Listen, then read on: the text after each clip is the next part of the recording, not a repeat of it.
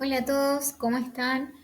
Mi nombre es Lourdes Medina Peña, yo soy médica egresada en la Universidad Nacional del Comahue. Hice mi residencia en la institución Pasteur, me especialicé en clínica médica. Actualmente me desempeño en la unidad de trasplante renal del Hospital Castro Rendón y bueno, también los acompaño en fisiopatología Taller B.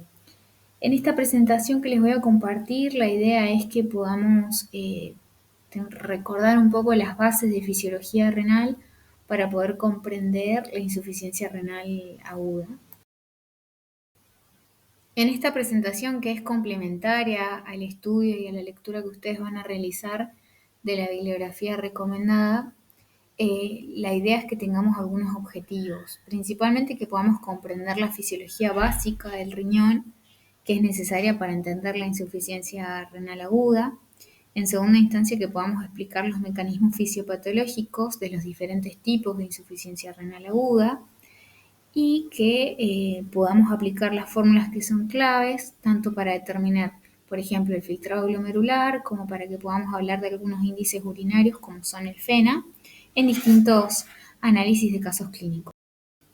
Vamos a iniciar con un breve recuerdo anatómico, comprendiendo que los riñones, que habitualmente son dos, se van a localizar en la parte posterior del abdomen, fuera de lo que es la cavidad peritoneal, que cada riñón en promedio mide de 12 por 6 por 3 centímetros, siendo el riñón izquierdo, debido al desarrollo embriológico, un poco más grande tanto en tamaño como en volumen, y que si pudiéramos definir las estructuras que le van a dar contención y sostén a los riñones van a ser tres.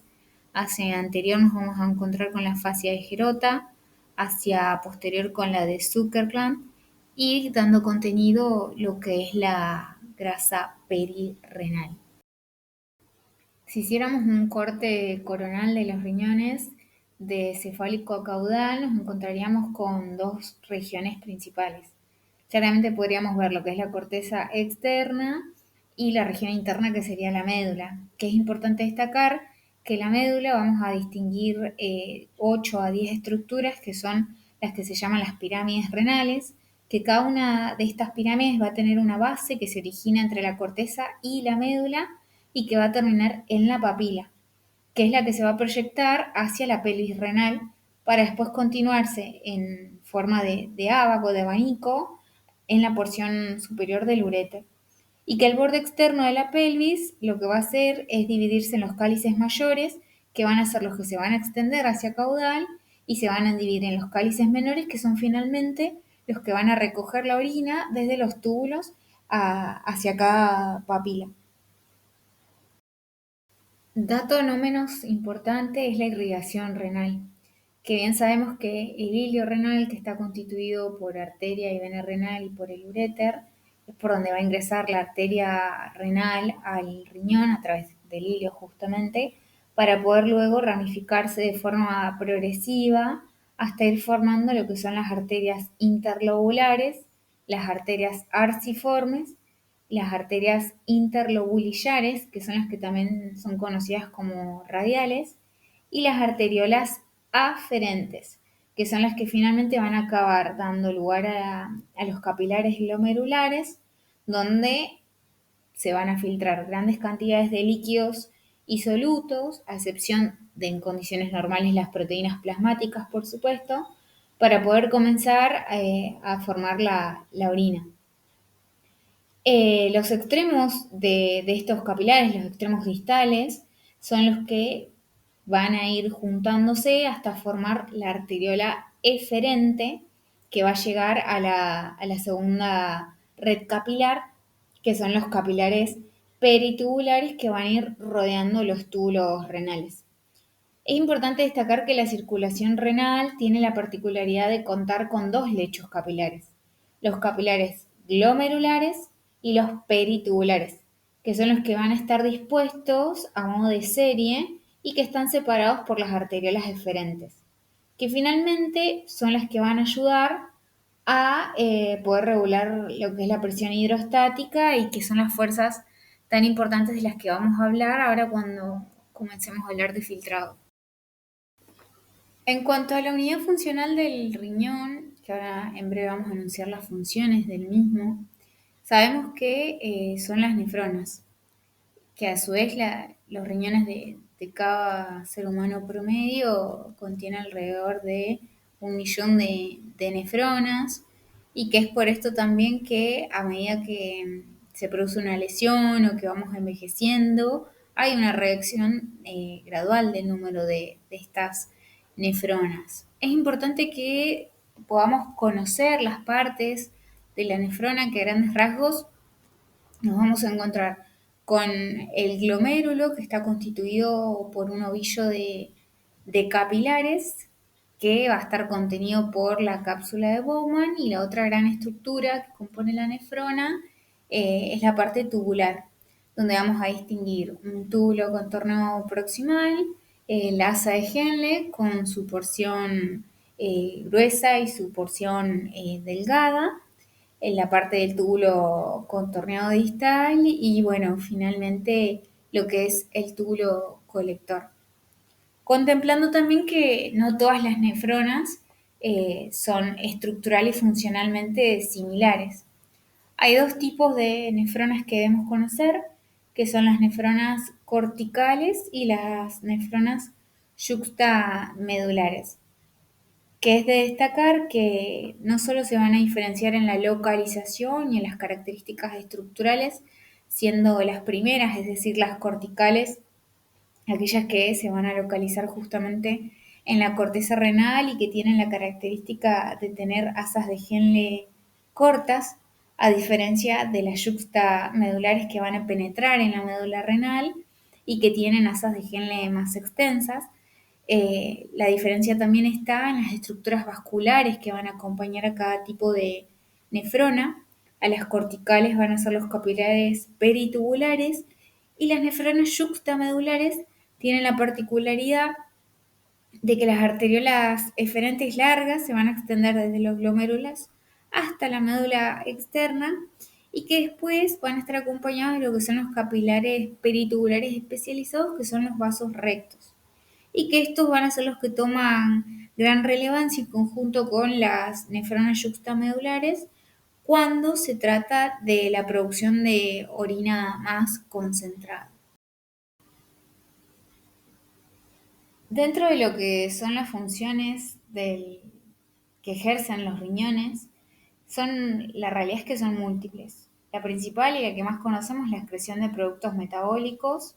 y de desecho, así como también la de sustancias químicas extrañas, dentro de ellas, por supuesto, la urea, que surge al metabolismo de los aminoácidos, la creatinina, el ácido úrico y productos finales de metabolismos como por ejemplo del metabolismo de la hemoglobina, la bilirrubina. También participa en la regulación de los equilibrios hídricos y electrolíticos, por ende también en la regulación de la osmolaridad y de los líquidos corporales. También así regulan la presión arterial, participan en el equilibrio del estado ácido-base, también tienen actividad endocrina, así que participan en la regulación activa y la secreción y metabolismo de excreción de las hormonas y también en lo que es la gluconeogenia. En el proceso de formación de la orina intervienen tres grandes pasos. El primero, que es la filtración glomerular, el segundo, que es la reabsorción de las sustancias de los túbulos renales hacia la sangre, y el tercero, la secreción de las sustancias desde la sangre hacia los túbulos renales. Por ende, el proceso básico de formación de la orina va a estar determinado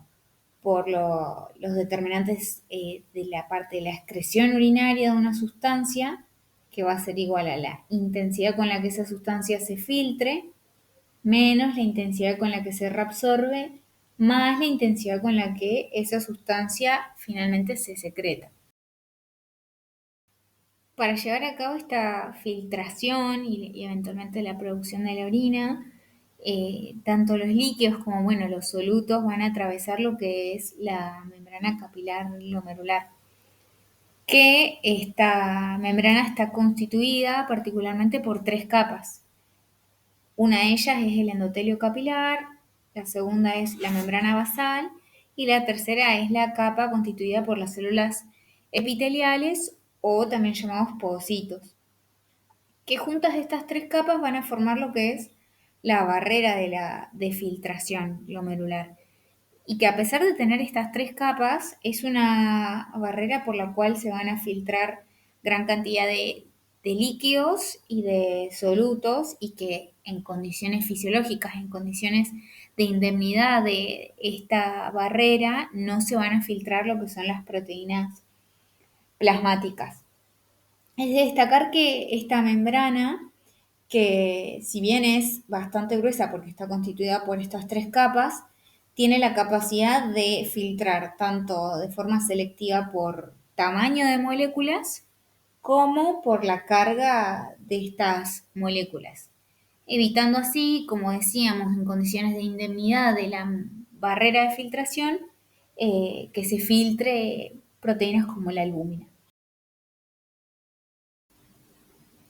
La filtración glomerular es el primer paso para la formación de la orina. El filtrado glomerular es importante comenzar teniendo en cuenta que el flujo sanguíneo renal que consume de la economía de orgánica representa alrededor del 22% del gasto cardíaco, siendo que por la arteria de la frente pasan 1.200 mililitros de flujo sanguíneo y que si tuviéramos que estimar un valor normal del filtrado glomerular sería de 120 mililitros minuto y que en un día sería aproximadamente 180 litros día. Para poder comprender la dinámica de la filtración glomerular es necesario que comprendamos y conozcamos el comportamiento de lo que son las fuerzas de Starling. Tenemos que la presión de filtración neta va a corresponder a la relación y a la comunicación que hay entre fuerzas que van a favorecer a la filtración, que son dos: la presión hidrostática glomerular y la presión coloidosmótica en la cápsula de Bowman, y las fuerzas que se van a oponer a la filtración, que son la presión hidrostática de la cápsula de Bowman y la presión coloidosmótica capilar glomerular. Así, la presión neta de filtración va a ser igual a la presión hidrostática glomerular menos la presión en la cápsula de Bowman menos la presión oncótica glomerular. Pero entonces, ¿de qué se va a componer este filtrado glomerular o de qué va a estar determinado? Bueno, principalmente por el equilibrio entre las fuerzas hidrostáticas y coloidosmóticas que van a actuar en la membrana capilar y por el coeficiente de filtración capilar. Que este coeficiente de filtración capilar está determinado por la permeabilidad hidráulica, por el área de superficie, en relación a la presión de filtración neta, que ya mencionamos los componentes de la misma. Este coeficiente de filtración glomerular es producto de la permeabilidad del área de la superficie de filtro capilar. En relación al filtrado, vamos a comenzar a manejar un término que es el aclaramiento o el clearance de una sustancia, que se define como el volumen plasmático que va a quedar libre de una sustancia durante un periodo determinado de tiempo. Es por eso que el cálculo del clearance lo hacemos midiendo la concentración plasmática y urinaria de la sustancia en cuestión, teniendo como dato el volumen urinario. Ahora vamos a ver la fórmula, pero bueno, para poder analizar esto se han utilizado varios métodos. Uno de ellos, que en realidad actualmente no está en uso debido a que la inulina es una sustancia exógena, lo que se vio es que era el método más exacto para medir el filtrado glomerular, porque esta sustancia, que resulta de una mezcla heterogénea de polímeros de fructosa que se encuentran ampliamente distribuidos en la naturaleza, como por ejemplo en los carbohidratos, tiene la particularidad de que la cantidad filtrada de inulina no está modificada por la cantidad que se reabsorbe, porque la inulina no se reabsorbe y también por la cantidad que sea secretada, porque tampoco se secreta. Entonces, únicamente la inulina se filtra. Es entonces cuando hablamos de la creatinina como un indicador del filtrado, ya que la creatinina se deriva de la creatina muscular y tiende a mantenerse constante en cada individuo, más allá de las variaciones que pueda llegar a tener en función del sexo y al estado evolutivo del individuo. La creatinina es filtrada por el glomérulo y secretada en pequeñas cantidades a nivel tubular, por lo cual se cree que se sobreestima, y en realidad se sabe que sobreestima el filtrado glomerular. Es por esto que el clearance de creatinina determina la cantidad de creatinina en sangre y también se determina con la cantidad de creatinina en orina.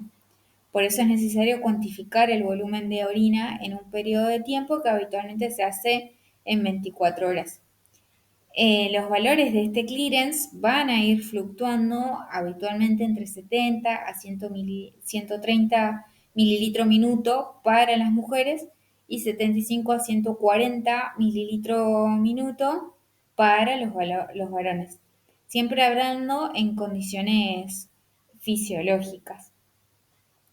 Es importante destacar que el filtrado, o sea, el clearance de creatinina puede ir cambiando con la edad, siendo inferior al 50% en los primeros 2 a 3 meses de vida y que luego va a ir incrementando proporcionalmente para en la vejez también ir disminuyendo. Entonces, si tuviéramos que determinar la fórmula para estimar el clearance de creatinina, sería igual a la creatinuria por el volumen urinario dividido la creatinemia. Para esto también tenemos varias fórmulas. Una de ellas es la de Crocroft-Gault y otra también conocida es la del CKD.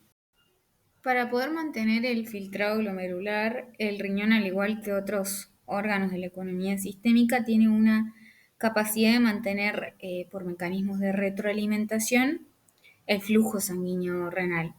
A esta característica se le denomina autorregulación del flujo renal y su principal objetivo es el de mantener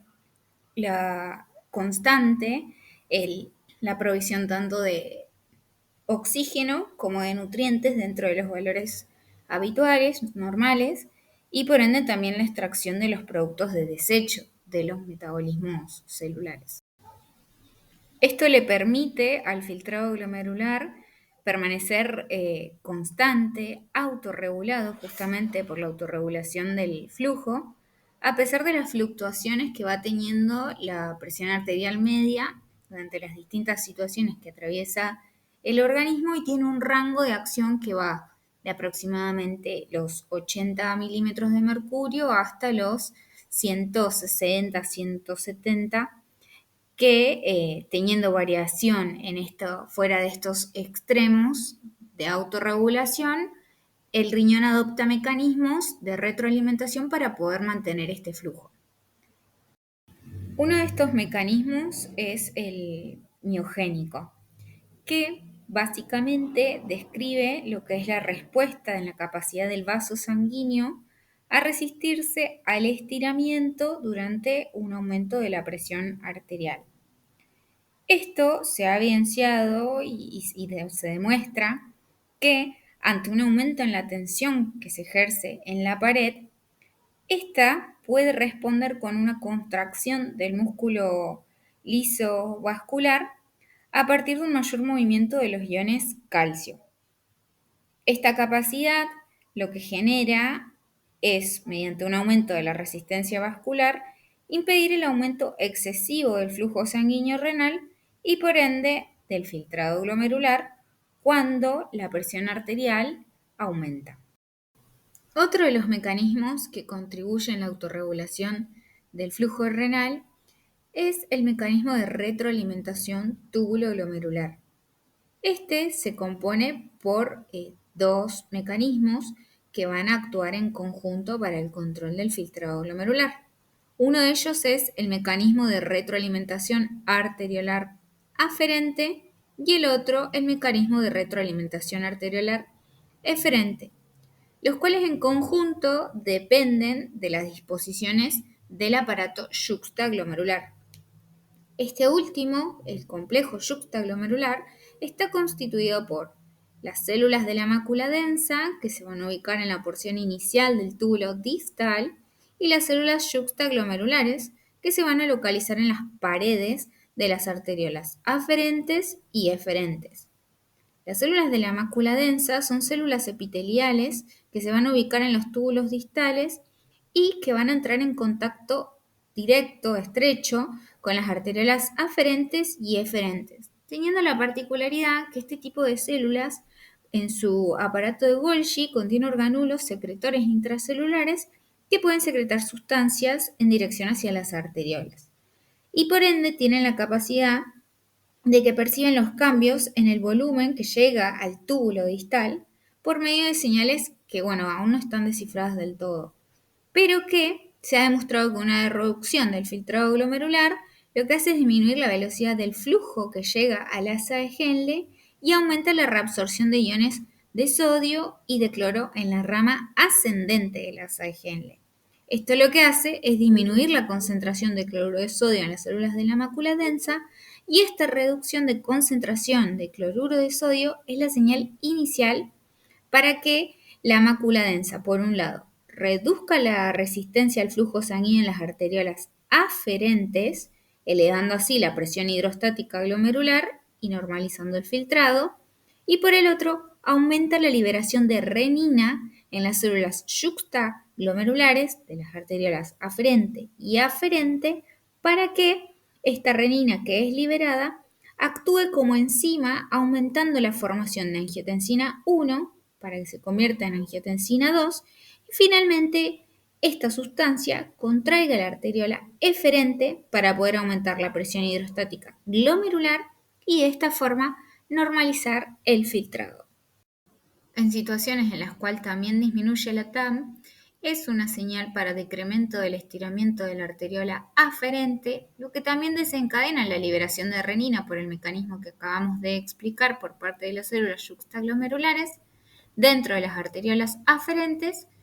generando un aumento de la angiotensina 1 que se convierte en angiotensina 2 que va a ser la responsable en traducir la señal de vasoconstricción sistémica para poder aumentar la presión arterial y de esta forma mantener el flujo sanguíneo renal. A su vez también la vasoconstricción de la arteriola aferente y eferente, pero más de la eferente, va a generar un aumento en la presión hidrostática glomerular para poder aumentar la tasa de filtrado. Estos mecanismos de retroalimentación lo que hacen es contribuir para sostener la hemodinamia glomerular, en la cual el objetivo es sostener el filtrado, la tasa de filtración glomerular, a partir de mantener constante el flujo sanguíneo renal, generando una conjunción en la interacción que se sostiene del flujo tubular y la presión de ultrafiltrado. Para esto es importante que podamos distinguir cuáles son los efectos de constricción sobre la arteriola aferente y la eferente.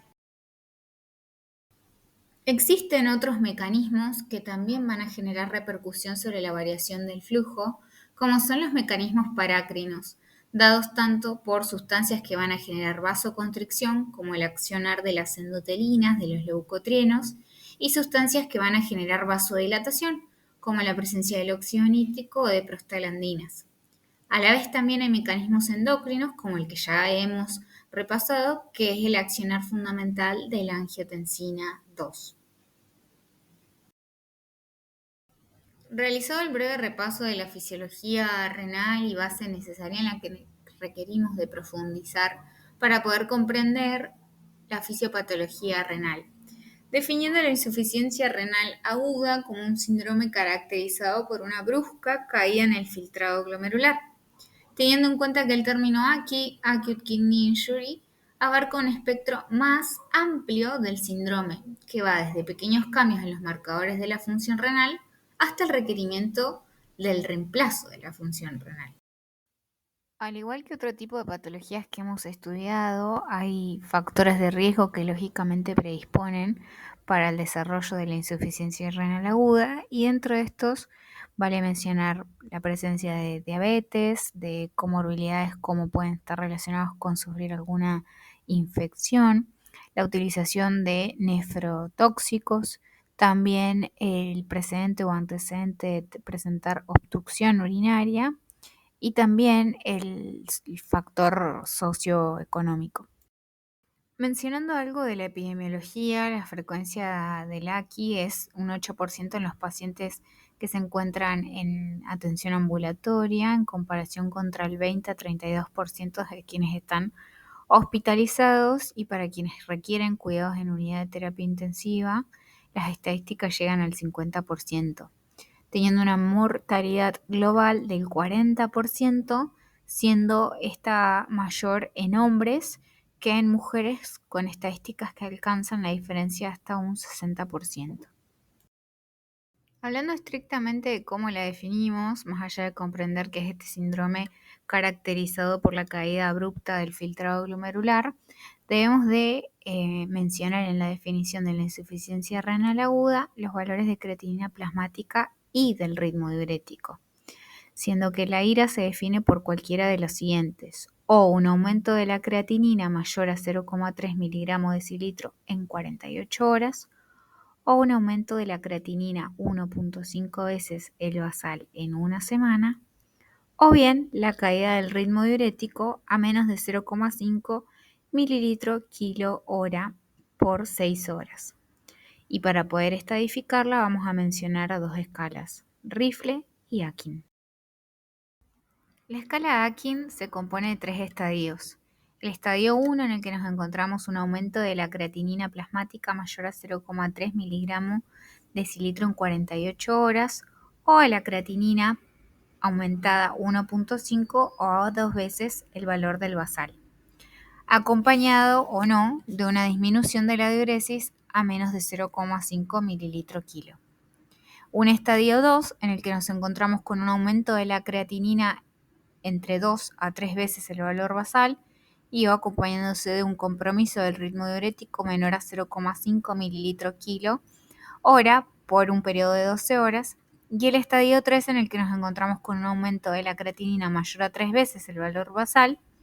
o un aumento de la creatinina a más de 4 miligramos decilitro con un aumento agudo de 0,5 miligramos decilitro, o bien la necesidad de la terapia de reemplazo renal. La escala Rifle se compone de 5 estadios, en el cual el R es el RISC, donde nos encontramos con un aumento de la creatinina en 1,5 o un descenso del filtrado a un 25%, con la I de Injury, que es el aumento de la creatinina por 2 o un descenso del filtrado mayor al 50%, con F de Failure, donde nos encontramos con un fracaso renal persistente mayor a 4 semanas,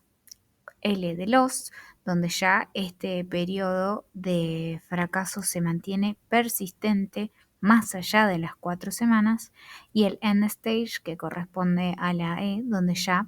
este compromiso es por más de 3 meses y ya queda definida la necesidad de la terapia de reemplazo. Es así que si nos planteamos cronológicamente la evolución de la insuficiencia renal aguda, nos vamos a encontrar con un periodo cero en el cual el riñón sufre un estrés, una injuria, que tenemos las primeras 48 horas donde se determina la injuria renal aguda, de lo cual esta lesión es posiblemente reversible. Así que si se sostiene más allá de los 7 días, se instaura lo que es la enfermedad renal aguda, y si esta lesión perdura por más allá de los 90 días, que son más de 3 meses, ya se evolucionará a lo que es la enfermedad renal crónica. Cuando hablamos de poder evaluar la funcionalidad renal, vamos a asistirnos de los marcadores funcionales, que vamos a concentrarnos en ver los valores de diuresis, de creatina, que son los que estuvimos viendo que tanto Akin como Rifle utilizaban como parámetros para establecer el estadio de la insuficiencia renal aguda, y también los índices urinarios, que en breve vamos a comentarlos. Pero también hay un concepto que debemos de aprender que es el concepto de biomarcador. Si nosotros pudiéramos evaluar en funcionalidad de una línea cronológica de eventos, nos encontraríamos con que ante alguna de las situaciones que vamos a evaluar, en la fisiopatología renal se producirá la lesión de la célula, que si esta lesión renal es aguda va a generar modificaciones moleculares para que nosotros podamos detectar estos biomarcadores, y que si esta injuria se sostiene en el tiempo lleva a un daño celular con una falla renal aguda, evidenciándose y traduciéndose estos cambios en un franco síndrome clínico. Es así que si nosotros evaluáramos en un eje la función renal en relación a la masa nefronal, nos encontraríamos que cuando se produce una injuria renal que mantiene aún la masa nefronal intacta,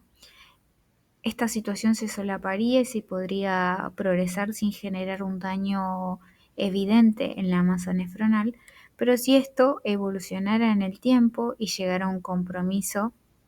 de aproximadamente el 50% del parénquima renal, esta injuria renal aguda ya se recuperaría de forma parcial, generando una insuficiencia renal que puede evolucionar a mayor compromiso de la masa nefronal y establecer la enfermedad renal crónica. Relacionando los estadios de gravedad de la enfermedad renal aguda, tanto Rifle estadio R como Akin 1 van a evidenciar esta injuria del parénquima con la presencia de biomarcadores, que a medida que va agravándose la estadificación de la insuficiencia renal aguda, es decir, progresando el compromiso del parénquima, también van a ser de mayor cuantía la detección de estos biomarcadores de lesión. Hablando de los marcadores de lesión renal aguda, podemos identificar los clásicos o funcionales, que ya hemos hablado de la creatinina sérica, de la urea sérica y de la diuresis, y también tenemos lo que son los biomarcadores de lesión, donde nos vamos a encontrar con tres grandes grupos. Uno de ellos son los biomarcadores tempranos de daño estructural, donde encontraremos, por ejemplo, el Enegal, que es el Neutrophil Gelatin Associated Lipocalin, que se eleva en plasma y en orina a las pocas horas del daño tubular y que es muy sensible de predicción de lesión renal aguda por sepsis, por ejemplo, por contraste o postquirúrgica. También encontramos el KIM1, que es el Kidney Injury Molecule 1, expresado en los túbulos proximales dañados, que es detectable en orina y es específico para necrosis tubular aguda. También nos encontramos con la interleuquina 18, que esta citoquina inflamatoria es producida por las células tubulares dañadas y es útil en identificar la isquemia de la lesión renal aguda.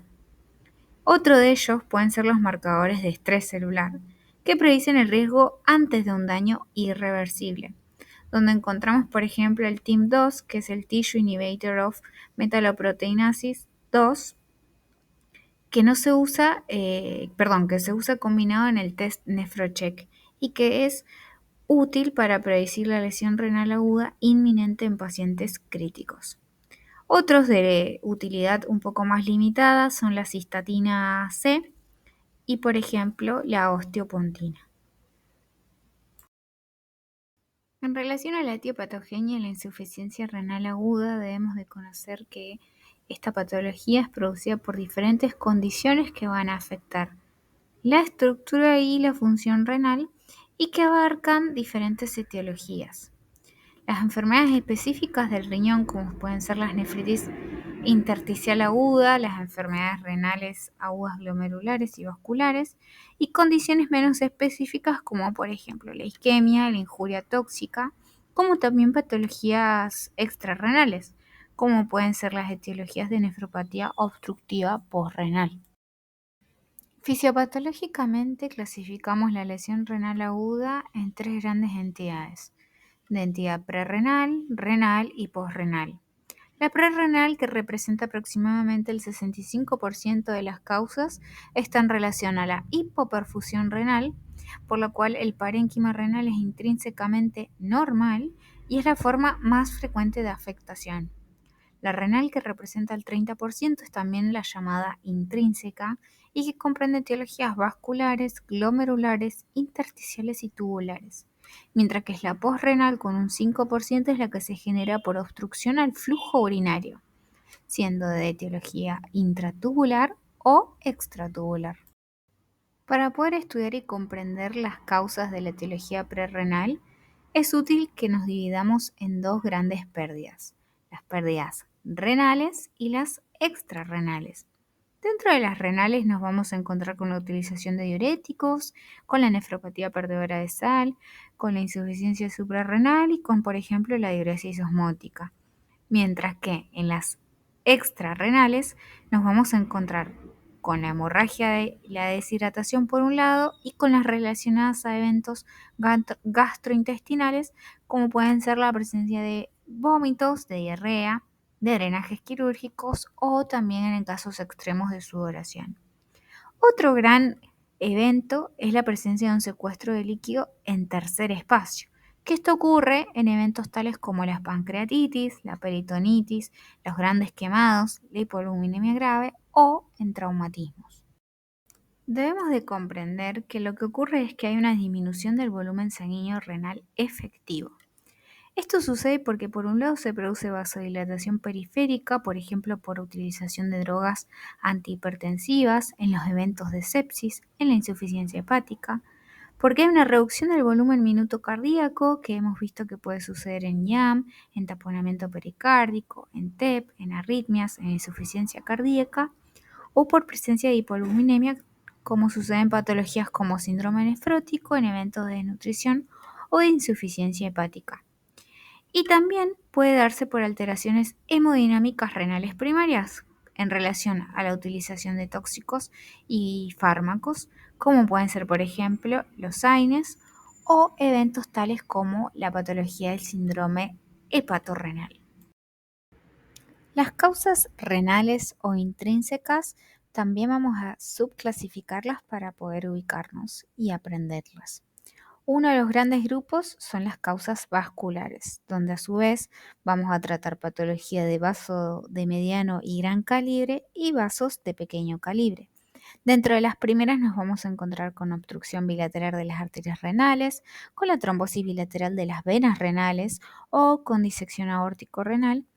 Y en las de pequeño calibre, vasculitis, hipertensión arterial, síndrome urémico hemolítico, púrpura trombocitopénica, microembolismo por colesterol, la ira posparto y esclerodermia. En las glomerulares nos vamos a encontrar con las glomerulonefritis aguda postinfecciosa, como es la post-streptocóxica, con las glomerulonefritis rápidamente progresivas, como son el síndrome de Goodpasture, la enfermedad Wegener, el lupus, la púrpura de Schlein-Henoch, las microangiopatías trombóticas, síndrome urémico hemolítico, las púrpuras, la ira posparto, la hipertensión maligna, dentro de otras causas. También, dentro de las causas de patología intrínseca, tenemos el compromiso intersticial, donde vamos a hablar de la etiología infecciosa, por ejemplo, por pielonefritis o por hantavirus o leptospirosis, causas no infecciosas, como puede ser la nefritis intersticial aguda por antibióticos, como sucede con la utilización de la penicilina o la mala utilización de rifampicina, cefalosporinas de primera generación, ciprofloxacina, AINES e inhibidores de la bomba de protones, y causas infiltrativas como ocurre en los linfomas, las leucemias y la sarcoidosis. La cuarta entidad es el compromiso tubular, donde nos vamos a encontrar con dos grandes clasificaciones: la necrosis tubular aguda isquémica en relación, por ejemplo, al shock, a la sepsis, a las cirugías, y la necrosis tubular aguda nefrotóxica, donde a la vez vamos a encontrarnos con dos tipos de tóxicos, los endógenos y los exógenos, Dentro de los endógenos podemos encontrar a la mioglobina, a la hemoglobina, a los ácidos biliares, a las proteínas del mieloma o a los oxalatos, y dentro de los exógenos el contraste, algunos antibióticos como los aminoglucósidos, otras medicaciones como la inmunoglobulina, el mercurio, el plomo, insecticidas, entre otras. Dentro de los parámetros que utilizamos para determinar la funcionalidad en la insuficiencia renal, vamos a encontrarnos con el análisis en orina del sodio, por ejemplo, es decir, la natriuresis, donde vamos a evaluar la funcionalidad prerrenal versus la cuando ya hay un daño parenquimatoso establecido.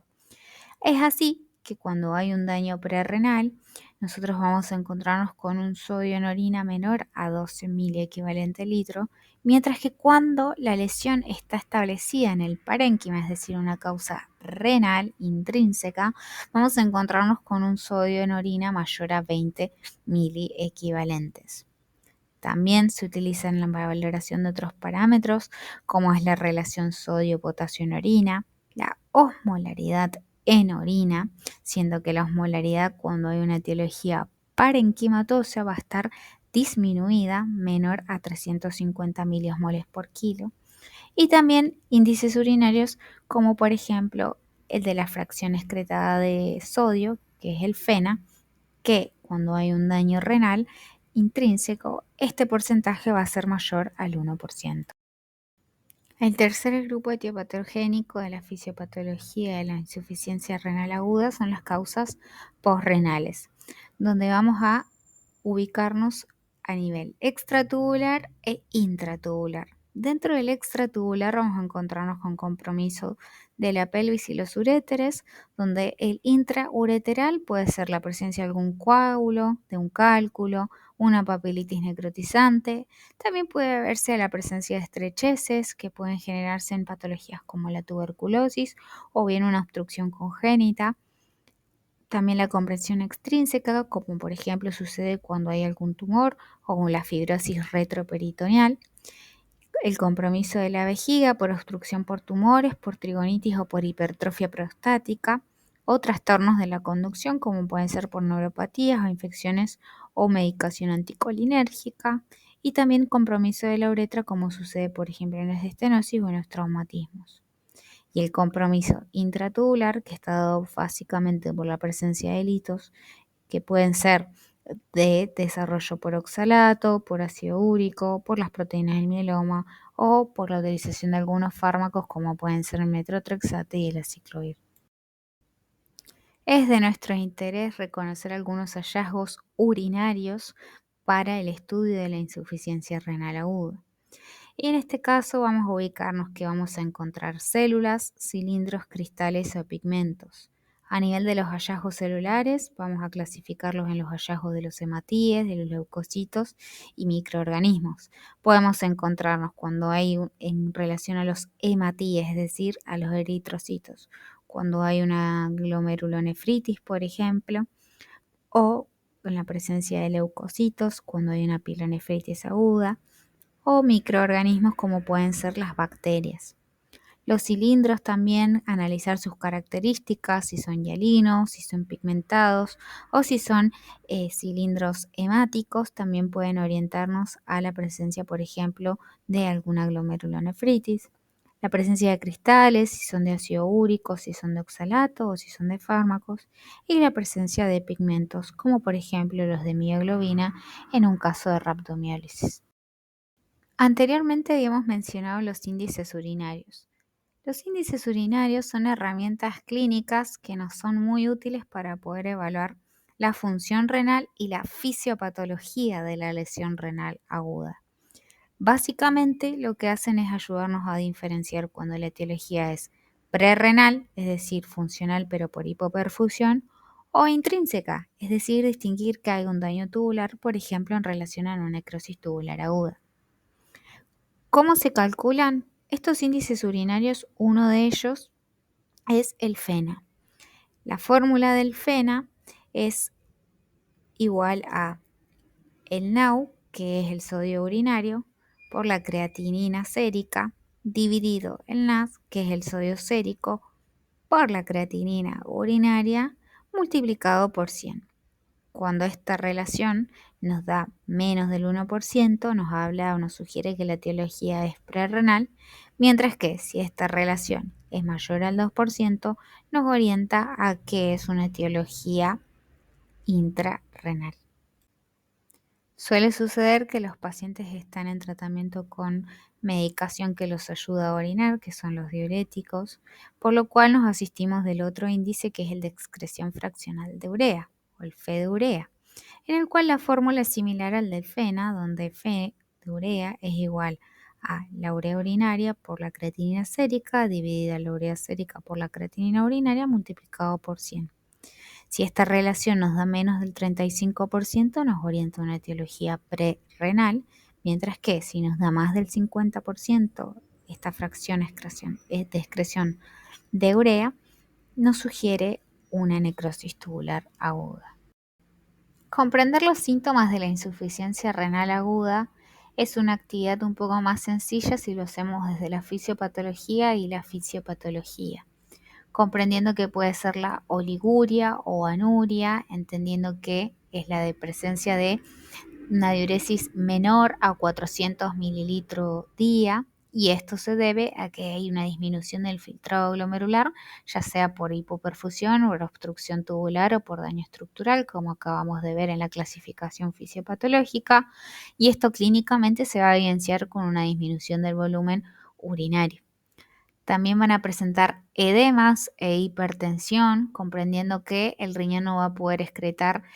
el sodio y por ende tampoco puede excretar agua, significando o traduciéndose en una expansión del volumen extracelular, y esto se traduce en la presencia de edemas periféricos, en ingurgitación yugular, en rales crepitantes o en hipertensión. También van a ser pacientes que van a presentar síntomas urémicos en relación a la acumulación de toxinas nitrogenadas, debido a que aumenta la urea, la creatinina y otros productos urémicos por la disminución del filtrado glomerular, y esto se traduce en la manifestación clínica de náuseas, vómitos, anorexia, confusión, somnolencia, asterixis e incluso encefalopatía urémica. Otras alteraciones pueden ser, por ejemplo, las hidroelectrolíticas, y todo esto también en relación a la disminución de la excreción renal de potasio, que se va a traducir, por ejemplo, en hiperpotasemia, y esto genera debilidad muscular, arritmias, podemos encontrarlos en el electrocardiograma con ondas T picudas e incluso con riesgo de paro cardíaco. También hay hiponatremia dilucional en una parte debido a la retención del agua libre por disminución del filtrado y el aumento de la hormona antidiurética, y esto generar cefalea, confusión, convulsiones. Y también en relación a la alteración del metabolismo fosfocálcico puede producir hipocalcemia e hiperfosfatemia, debido a que como está disminuido el filtrado glomerular, hay disminución en la excreción de fosfato. Esto genera hiperfosfatemia, que genera una disminución en la síntesis del calcitriol y se termina traduciendo luego en hipocalcemia, generando síntomas como tetania, calambres, y a nivel del electrocardiograma nos podemos encontrar con prolongación del QT. Y también compromiso a nivel de lo que es el equilibrio ácido-base. Dentro de ellos, la acidosis metabólica, debido a que el riñón no estaría excretando los protones ni reabsorbiendo el bicarbonato de forma adecuada, y esto genera acidosis metabólica, que se traduce, por ejemplo, en respiración de tipo Kussmaul, que es rápida y profunda, en fatiga y en arritmias. La sintomatología del compromiso de la función renal es múltiple y variada. Esta es parte de la bibliografía utilizada para poder realizar este repaso sobre la fisiología renal y la fisiopatología de la insuficiencia renal aguda. El resto lo complementaremos en base a la lectura de la bibliografía recomendada por la cátedra. Espero les haya sido útil. Nos vemos en clase. Saludos.